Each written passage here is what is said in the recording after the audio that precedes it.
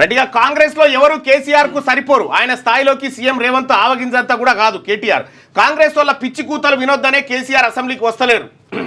ఆయన రావద్దనేదే నా అభిప్రాయం. బడ్జెట్ సెషన్కు మాత్రం వస్తారు. ఢిల్లీలో రేవంత్ మాట చెల్తలేదు, తన వాళ్ళకు పదవులు దక్కుతలేవు. కాంగ్రెస్లో బీజేపీ కోవర్టులు ఉన్నారన్న రాహుల్ కామెంట్లు రేవంత్ను ఉద్దేశించే.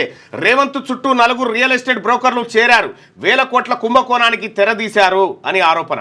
కాంగ్రెస్ పార్టీలో ఎవరు కేసీఆర్ స్థాయికి సరిపోరని బీఆర్ఎస్ వర్కింగ్ ప్రెసిడెంట్ కేటీఆర్ వ్యాఖ్యానించారు. కేసీఆర్ స్థాయి కాంగ్రెస్లో ఎవరికీ లేదు. కేసీఆర్ స్థాయిలో రేవంత్ రెడ్డి ఆవగిందంతా కూడా కాదు. కాంగ్రెస్ వాళ్ళు మాట్లాడే పిచ్చి పనికిమాలిన మాటలు, కారు కూతలు వినకూడదనే కేసీఆర్ అసెంబ్లీకి రావడం లేదు. ఆ పిచ్చి పలికిమాలిన మాటలు వినడానికి కేసీఆర్ అసెంబ్లీకి రావద్దనేదే ఒక కొడుగ్గా పార్టీ ఎమ్మెల్యేగా నా అభిప్రాయం అని చెప్పారు. అసెంబ్లీ బడ్జెట్ సమావేశాలకు మాత్రం కేసీఆర్ హాజరవుతారని చెప్పిండు. ఇప్పుడు రాష్ట్రానికి ప్రతిపక్ష నాయకుడిని కేసీఆర్ను చేసుకుందే అసెంబ్లీకి వస్తాడు, మాట్లాడతాడని. కారు కూతలు కంగారు కూతలు ఇవాళ కొత్తనా? అసెంబ్లీలో కానీ మండలిలో కానీ ఎక్కడైనా దశాబ్దాల నుంచి ఉంది కారు కూతలు కంగారు కూతలు. ఇవి వినొద్దని రావద్దంటే మరి ఓ పని చేసి అప్పుడేక